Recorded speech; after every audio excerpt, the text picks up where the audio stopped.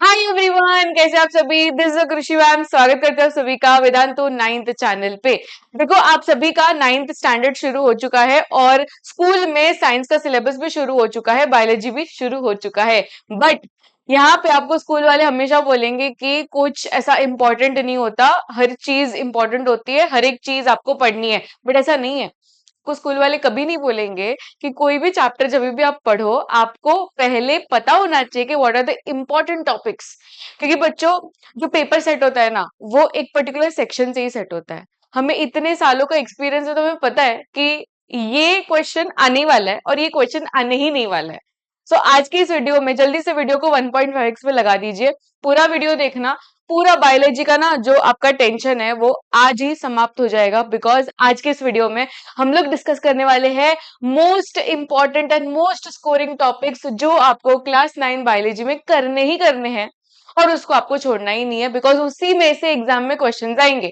और अगर कोई वीडियो देख रहा है जो सीनियर है, तो कमेंट में जरूर बताना, ठीक है। कमेंट में जरूर बताना बच्चों को कि किस तरीके से पेपर सेट होता है और क्या ये इंपॉर्टेंट टॉपिक्स आपके एग्जाम में आए थे कि नहीं। ठीक है, तो जल्दी से वीडियो को स्टार्ट करते हैं। सबसे पहले तो अपना बायोलॉजी का जो सबसे पहला चैप्टर होता है, दैट इज सेल चैप्टर। ये सेल चैप्टर को कैसे बोला जाता है? Fundamental unit of life, that is cell chapter. अब इसमें सबसे पहले तो आपको ये एग्जाम में क्वेश्चन आएगा कि सेल ऑर्गेनल्स, ये फिक्स क्वेश्चन है। सेल ऑर्गेनल्स का डेफिनेशन आपको आता है एग्जाम में। ये फिक्स क्वेश्चन है बच्चों, ये कर ही लेना है आपको। Same goes with tissue. Next chapter जो है टिश्यू में भी मैं एकदम इंपॉर्टेंट टॉपिक्स लेकर आई हूँ आप लोग के लिए। तो जल्दी से आप पहले ना टेक्स्ट बुक खोलिए, टेक्स्ट बुक में पेंसिल से आप मार्क करते जाइए। वो जो भी इंपॉर्टेंट टॉपिक्स है फटाफट से टेक्स्ट बुक में वो मार्क करते जाइए, या तो आप लिख लीजिए। मार्क करोगे तो ज्यादा इंपॉर्टेंट आपको दिखेगा, वो जब भी आप पढ़ोगे तो आपको समझेगा कि अच्छा ये इंपॉर्टेंट है। तो टेक्स्ट बुक में मार्किंग अभी की अभी कर लेनी है ये सारे टॉपिक्स की। समझ में आ रहा है? तो सबसे पहले तो सेल ऑर्गेनल्स को कर लीजिए। उसके बाद में आपको टाइप्स ऑफ सोल्यूशन के बारे में पूछा जाएगा बच्चों। टाइप्स ऑफ सोल्यूशन में हम क्या पढ़ते हैं? 3 तरीके के सोल्यूशन। यहाँ पे इस चैनल में भी कृषि मैम की तरफ से आपका एनसीईआरटी का ये चैप्टर का वन शॉट आने वाला है जल्द ही। ठीक है, तो ये बहुत बड़ी अनाउंसमेंट मैंने कर ली। तो जो बच्चे कमेंट्स में बता रहे थे कि मैम वन शॉट चाहिए, वन शॉट चाहिए, यस वन शॉट आ रहा है। तो ये पूरा वन शॉट आपको देखना है और बहुत ही इजी तरीके से आपको मैं पढ़ाने वाली हूँ। तो वो वन शॉट देख लेना, ये सारे इंपॉर्टेंट टॉपिक्स मैं उसमें कवर कर लूंगी। अभी के लिए खाली मार्किंग कर लो। आप पढ़ाई का टेंशन मत लीजिए, पढ़ाई का टेंशन मुझे होना चाहिए, मुझे आपको करवाना है। आप खाली इंपॉर्टेंट टॉपिक्स मार्क कर लीजिए, ठीक है बेटा। Next is lysosomes. लाइजोसोम्स को सुसाइड बैग्स कहा जाता है, ये गिव रीजन तो आने ही वाला है, तो ये तो आपको मार्क कर ही लेना है, ठीक है। ये पक्का गिव रीजन है। इतने सालों से वो लोग एक ही गिव रीजन में अटके हुए हैं। जब मैं स्कूल में थी तभी भी ये गिव रीजन आया था, और आप अभी स्कूल में आपको भी ये गिव रीजन आने वाला है, that is why lysosomes are called as suicide bags. ठीक है, तो वो एक फिक्स डायलॉग का आंसर हमें लिख के आना ये क्वेश्चन में। फिर प्लाज्मा मेम्ब्रेन में सवाल आता है कि प्लाज्मा मेम्ब्रेन को सिलेक्टिवली परमिएबल क्यों कहा जाता है। तो इस तरीके के क्वेश्चन को आपको जस्टिफाई करने आना चाहिए। ये भी हम लोग पढ़ेंगे, ठीक है। जब भी वन शॉट होगा ना, तभी ये सारी चीजों के बारे में मैं डिस्कस करने वाली हूँ। अलग से क्वेश्चन वाले सेशंस भी आएंगे, so don't worry at all. Next is prokaryotic versus eukaryote. Prokaryotic cell और यूकैरियोटिक सेल के बीच का डिफरेंस आपको आना चाहिए। ये हमारे टेक्स्ट बुक में एक तरीके का चार्ट भी है, एक टेबल भी है। अगर आपको याद है तो अभी टेक्स्ट बुक खोले हो तो अभी के अभी वो चार्ट निकालिए, उसमें आपको प्रोकैरियोटिक वर्सेस यूकैरियोटिक सेल के बारे में ये है, डिस्टिंग्विश है, राइट। तो उसको मार्क कर लीजिए। नेक्स्ट इज इसमें बच्चों एसर्शन रीजन भी आता है ये पर्टिकुलर टॉपिक में। Next is animal cell versus plant cell, unicellular multicellular. ये तीन जो डिफरेंशिएशन है ना, ये कर ही लेने आपको, ये एग्जाम में आने ही वाले हैं। एनिमल सेल में क्या होता है, प्लांट सेल में क्या होता है। प्लांट सेल में वैक्यूल बड़ा होता है, एनिमल सेल में छोटा एंड टेम्पररी होता है, ठीक है। Cell wall presence, cell wall absent, ये सारी कुछ चीजें आपको पता होनी चाहिए कि एनिमल सेल में क्या है और प्लांट सेल में क्या है।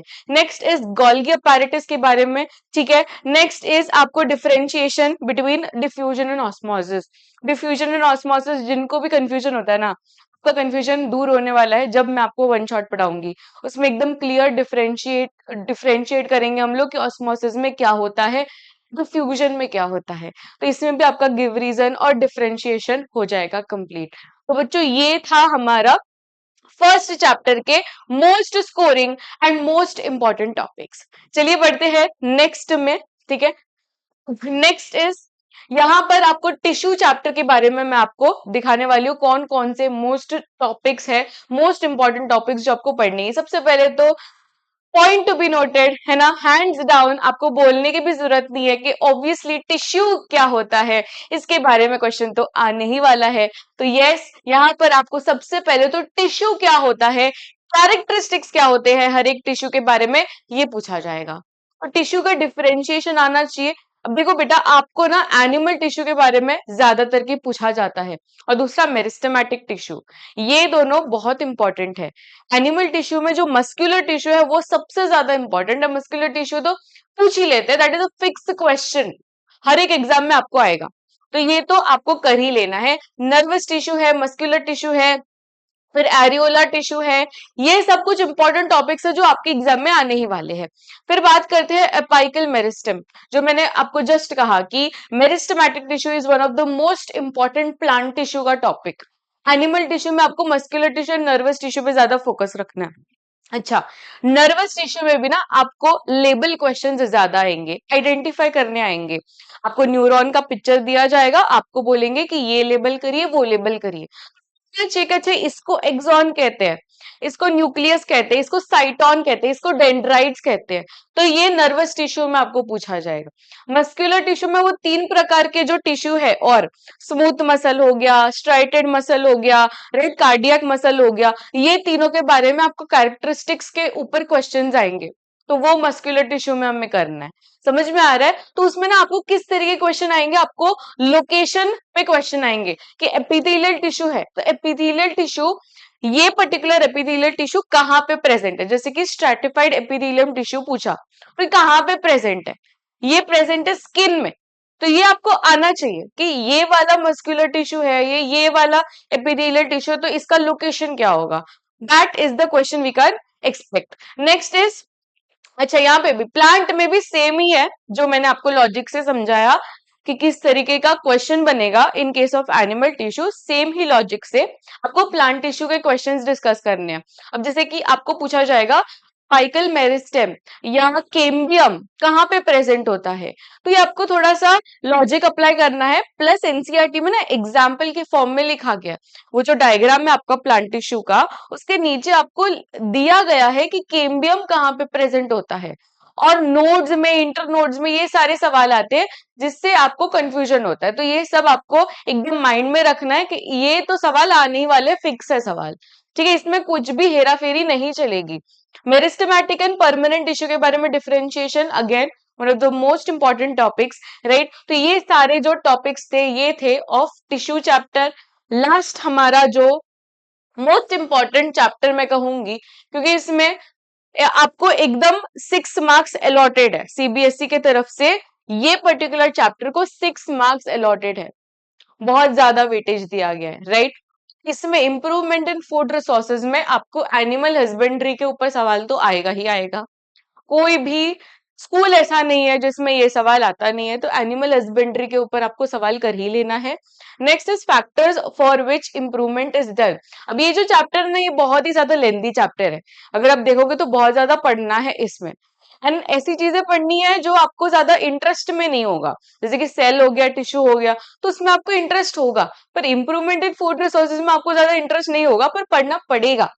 तो इसलिए यहाँ पे ना मोस्ट इंपॉर्टेंट टॉपिक्स का जादू होता है, क्योंकि इसमें आपको मिनिमम मैंने आपको ऑलरेडी दे दिया कि ये पढ़ाई करनी है, तो आप आराम से पढ़ लोगे। Next is difference between manure and fertiliser, ये तो इतना इंपॉर्टेंट है, इसको तो 5 स्टार कर लो, क्योंकि मैन्योर एंड फर्टिलाइजर के ऊपर हर एक स्कूल में सवाल आया है, हर एक स्कूल में। जब हमने पेपर डिस्कशन किया था तो हर एक स्कूल में ये सवाल आया था, ये सवाल और ये सवाल एकदम मोस्ट कॉमन है। Next is storage of grain, storage of grain कैसे करना चाहिए, राइट। तो ये सारे कैरेक्टरिस्टिक्स ऑलरेडी मेंशन्ड है पैराग्राफ में when you open the NCERT. फिर टाइप्स ऑफ क्रॉपिंग पैटर्न, ये भी बहुत ही मोस्ट कॉमन क्वेश्चन है, तो ये सारे क्वेश्चंस आपको कर लेने हैं when it comes to this chapter. समझ में आ रहा है? तो यहाँ पे हम इस वीडियो को एंड करते हैं। Thank you so much for watching.